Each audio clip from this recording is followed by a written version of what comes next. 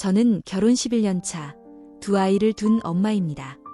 남편은 아직 미혼 친구들이 많아 한 달에 서너 번은 친구들과 술자리를 갖곤 해요. 새벽 일에서 이 시쯤 들어오곤 하지만 저는 결혼 전부터 남편을 믿어왔기에 연락을 자주 하거나 일찍 들어오라고 재촉하지 않았어요. 남편의 성격을 알기에 굳이 의심할 이유도 없었죠. 그런데 어젯밤 일이 있었습니다. 남편이 미혼 친구와 저녁 약속이 있다고 나갔고 저는 아이들을 재운 후 잠이 들었어요. 그런데 자정 무렵에 현관 소리가 나서 잠에서 깼습니다.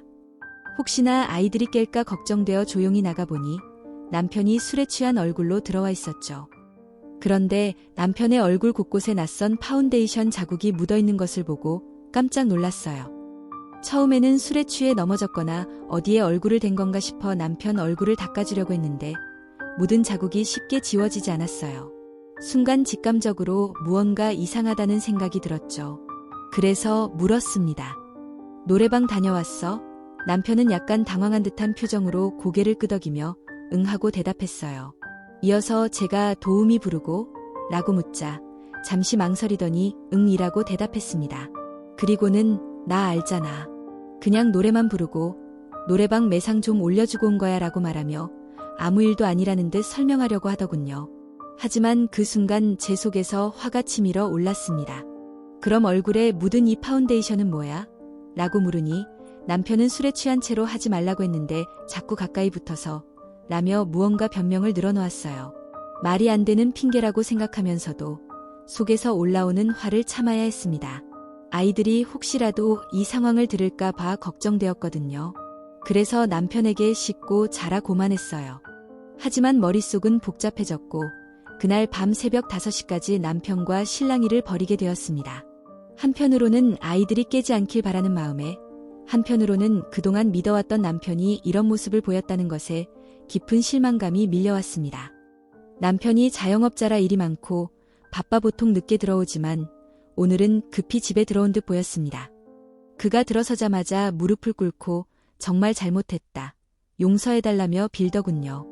그런 그의 모습을 보니 마음이 복잡해졌습니다.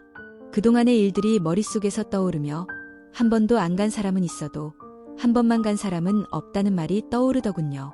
남편의 성향도 잘 알고 있습니다. 사업을 하면서 겪는 스트레스가 그를 이렇게 만든 것일 수도 있다는 생각이 듭니다. 그동안 그가 힘든 걸 알면서도 그를 너무 자유롭게 풀어주고 방관했던 제 잘못도 있는 것 같아요. 아마도 제가 너무 신경을 안 쓴 것이 문제였던 걸까요? 그가 힘들어할 때 조금 더 관심을 기울였다면 이런 상황까지 오지 않았을지도 모르겠다는 생각이 듭니다. 하지만 이번 문제로 신뢰는 이미 깨져버린 상태입니다. 그래서 이사할 때까지 잠시 떨어져서 각자 시간을 갖자고 말했어요. 그런데 남편은 그런 제 말을 전혀 받아들이지 않았습니다. 그는 너와 아이들이 없으면 난 아무것도 아니야. 제발 한 번만 봐달라며 애원했습니다. 아이들을 위해서라도 아빠가 필요하다는 생각이 듭니다. 그럼에도 불구하고 용서가 가능한지 여부는 제 마음이 풀려야만 하는 문제인 것 같습니다. 그런데 그 마음을 어떻게 풀어야 할지 그 방법이 잘 떠오르지 않네요.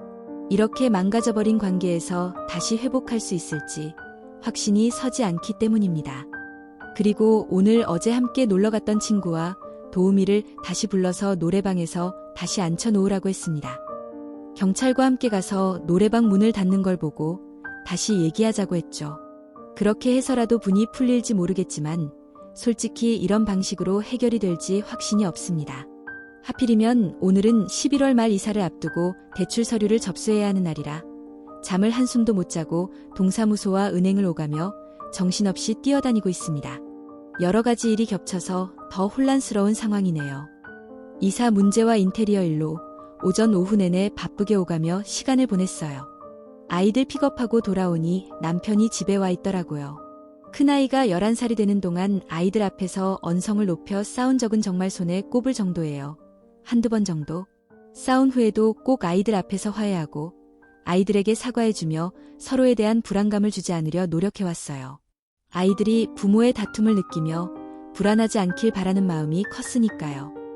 이번 일은 특히나 아이들이 혹시 부모 중 한 사람이 없는 삶을 살아야 한다면 너무 절망스럽게 다가오지 않기를 바랐어요. 그래서 아이들이 있는 동안 조용히 남편에게 짐을 챙겨 당분간 나가라고 했죠.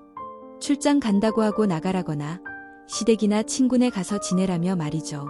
좋은 말이 오갈 상황이 아니라서 일단 제 앞에서 사라져 달라고 했어요. 그런데 남편은 무릎 꿇고 계속 빌더군요.